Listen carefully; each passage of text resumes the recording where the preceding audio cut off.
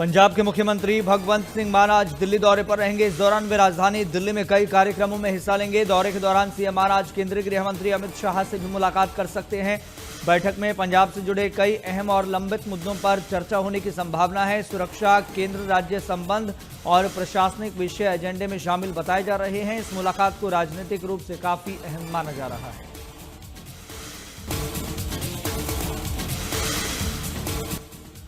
पंजाब के मुख्यमंत्री भगवंत सिंह मान और ब्रिटिश कोलंबिया के प्रीमियर डेविड एबी ने चंडीगढ़ में व्यापारिक और निवेश संबंध मजबूत करने पर चर्चा की। सीएम मान ने कनाडा को पंजाब का मजबूत साझेदार बताया। कृषि प्रसंस्करण, आईटी, नवीनीकरणीय ऊर्जा जैसे क्षेत्रों में सहयोग का प्रस्ताव रखा। उन्होंने कनाडाई कंपनियों को प्रोग्रेसिव पंजाब निवेशक सम्मेलन 2026 में साझेदार बनने का न्योता भी दिया, जो मार्च 2026 में मोहाली में होगा।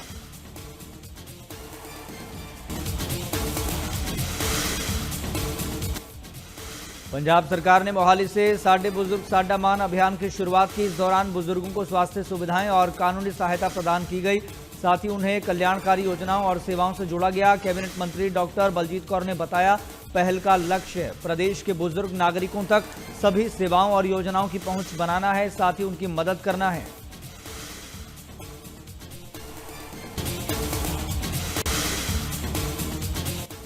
पंजाब सरकार में कैबिनेट और पीडब्ल्यूडी मंत्री हरभजन सिंह एटीओ आज अमृतसर के कई ग्रामीण क्षेत्रों का दौरा करेंगे। इस दौरान वे 4 नए खेल मैदानों का उद्घाटन करेंगे, जो गांव में खेल अर्धसंरचना को मजबूत करने के उद्देश्य से बनाए गए हैं। वहीं कार्यक्रम की शुरुआत दोपहर 2 बजे गांव जानिया से होगी। इसके बाद मंत्री करीब 2:30 बजे तारागढ़ पहुंचेंगे और नए खेल मैदान का उद्घाटन करेंगे।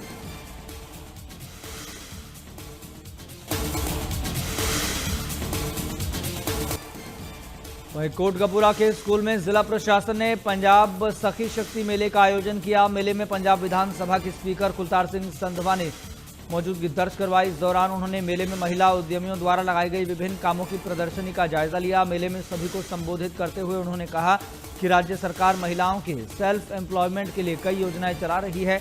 मेले के जरिए लोगों को महिला उद्यमियों के काम के बारे में जागरूक किया गया। साथ ही सरकार की वेलफेयर स्कीम्स के बारे में भी डिटेल से जानकारी दी गई। पंजाब सरकार आगे भी ये मेले आयोजित करती रहेगी।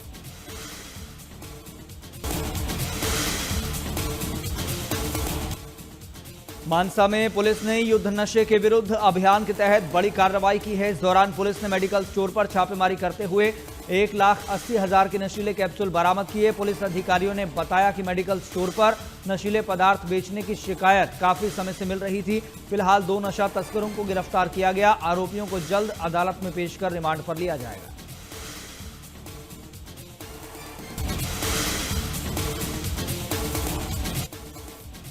वहीं हरियाणा में खेल राज्य मंत्री गौरव गौतम ने पलवल में ईश्वर नगर से किटवाड़ी पुल तक बनने वाली लेंटर रोड के निर्माण कार्य का शिलान्यास किया। इस दौरान उन्होंने विधिवत पूजा अर्चना कर सड़क निर्माण कार्य की शुरुआत की। सड़क के निर्माण पर करीब 91 लाख रुपए की लागत आएगी। खेल राज्य मंत्री गौरव गौतम ने कहा कि ईश्वर नगर से किटवाड़ी पुल तक आरएमसी तकनीक से बनने वाली सड़क से यातायात व्यवस्था बेहतर होगी, लोगों को जाम से राहत मिलेगी।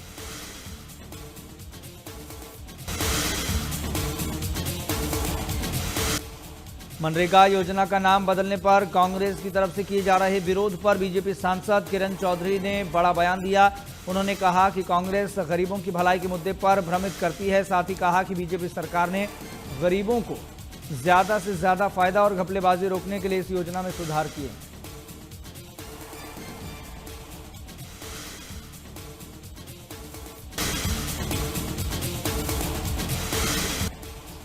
यमुनानगर में लघु सचिवालय को बम से उड़ाने की धमकी मिली। बताया जा रहा है कि यह धमकी सीटीएम पीयूष गुप्ता को ईमेल के जरिए मिली। धमकी की सूचना मिलते ही प्रशासन और पुलिस की टीम मौके पर पहुंची।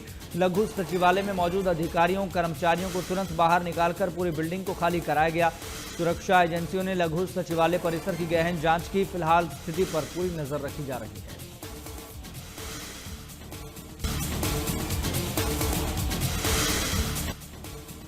बहादुरगढ़ के आसोदा गांव में police commissioner doctor Rajshree Singh ने पुलिस चौकी का उद्घाटन किया। इस मौके पर गांव के गणमान्य लोगों ने पुलिस कमिश्नर को शॉल ओढ़ाकर सम्मानित किया। इस दौरान पुलिस कमिश्नर ने कहा कि लोगों से नशे से दूर रहने की अपील की है। नशा बेचने वालों के खिलाफ कड़ी कार्रवाई करने की चेतावनी भी दी।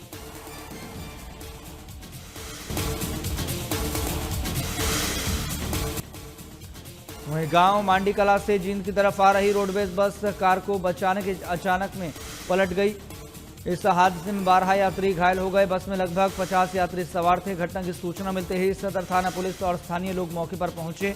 बस में फंसी सवारियों को बाहर निकालकर इलाज के लिए अस्पताल भेजा गया। फिलहाल इस हादसे में किसी तरह की जनहानि नहीं हुई।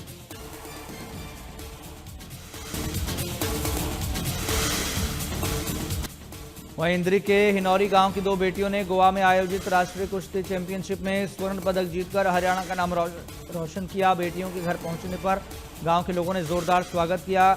वहीं आयोजित इस चैंपियनशिप में 15 राज्यों के खिलाड़ी शामिल हुए थे, जिसमें हरियाणा ने नागा कुश्ती में कुल 10 पदक जीते हैं।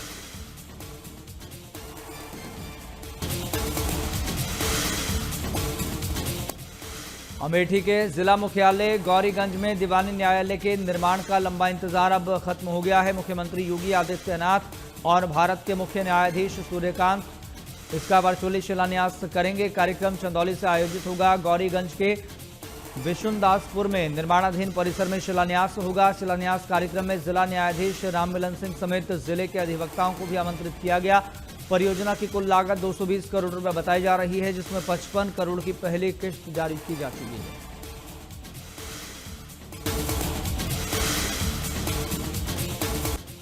उत्तर प्रदेश के मुख्यमंत्री योगी आदित्यनाथ ने अपने सरकारी आवास पर एमएसएमई से जुड़ी योजनाओं को लेकर अधिकारियों के साथ बैठक की।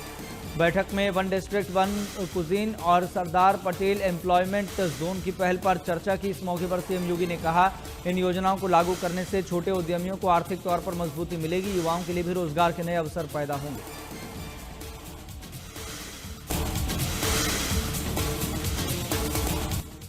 वहीं चंदौली में पुलिस ने नशे के खिलाफ चलाए जा रहे अभियान के तहत बड़ी कार्रवाई की है। इस दौरान पुलिस और सर्विलांस की टीम ने साथ मिलकर एक ट्रक को रोककर तलाशी ली, जिसमें कैरेट के अंदर छिपाकर ले जाया जा रहा 435 किलो गांजा बरामद किया गया।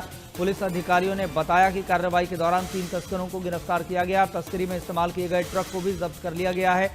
आरोपियों पर एनडीपीएस एक्ट के तहत मुकदमा दर्ज कर कार्रवाई शुरू कर दी है।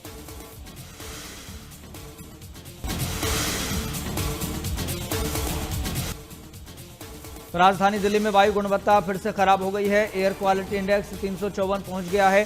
15 जनवरी को शाम 4 बजे एयर क्वालिटी इंडेक्स 343 रिकॉर्ड किया गया था, जो 16 जनवरी को बढ़कर 354 हो गया। मौसम विभाग के मुताबिक हवा की धीमी गति और स्थिर मौसम के कारण अगले दिनों में एयर क्वालिटी इंडेक्स 400 पार जा सकता है, गंभीर श्रेणी में जा सकता है। इस स्थिति को देखते हुए CAQM ने NCR में ग्रैब के स्टेज 3 पाबंदियां लागू कर दी है।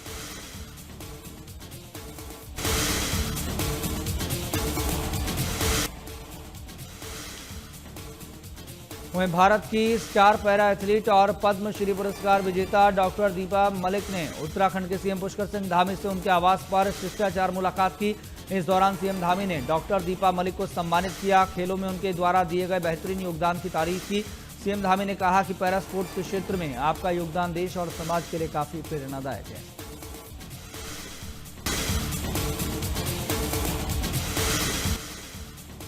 वहीं पीएम नरेंद्र मोदी ने कार्यक्रम को संबोधित किया। स्टार्टअप इंडिया की 10 साल की यात्रा को सिर्फ एक सरकारी योजना की सफलता नहीं, बल्कि करोड़ों सपनों की उड़ान है। उन्होंने कहा कि आज भारत दुनिया का तीसरा सबसे बड़ा स्टार्टअप इकोसिस्टम बन चुका है। पीएम मोदी ने कहा कि स्टार्टअप इंडिया में अब देश के छोटे शहरों और गाँव से भी युवा उद्यमी उभर रहे हैं। डिजिटल प्लेटफॉर्म, सरकारी सपोर्ट और फंडिंग स्कीम्स ने उन सपनों को पंख दिए हैं जो पहले केवल कागजों तक सीमित थे।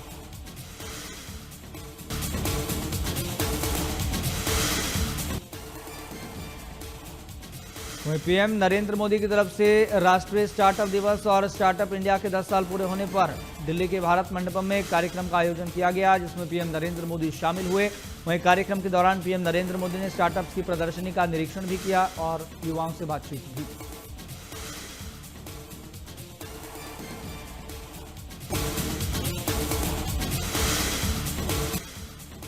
ईरान में सरकार के खिलाफ जारी हिंसक प्रदर्शन के बीच केंद्र सरकार ने भारतीय नागरिकों की देश की वापसी के लिए ऑपरेशन स्वदेश शुरू किया है। इस ऑपरेशन के तहत शुक्रवार देर रात कई भारतीय नागरिकों को एयरलिफ्ट कर सुरक्षित भारत लाया गया, जिसमें ज्यादातर स्टूडेंट्स हैं। बता दें कि ईरान में 2,500 से 3,000 छात्र फंसे हुए हैं जो मेडिकल की पढ़ाई के लिए वहां गए थे। ईरान में बिगड़ते हुए हालात को देखते हुए भारत सरकार और विदेश मंत्रालय लगातार हर स्थिति पर नजर बनाए हुए है। विदेश मंत्रालय ने गुरुवार को ईरान की यात्रा से बचने की सलाह दी।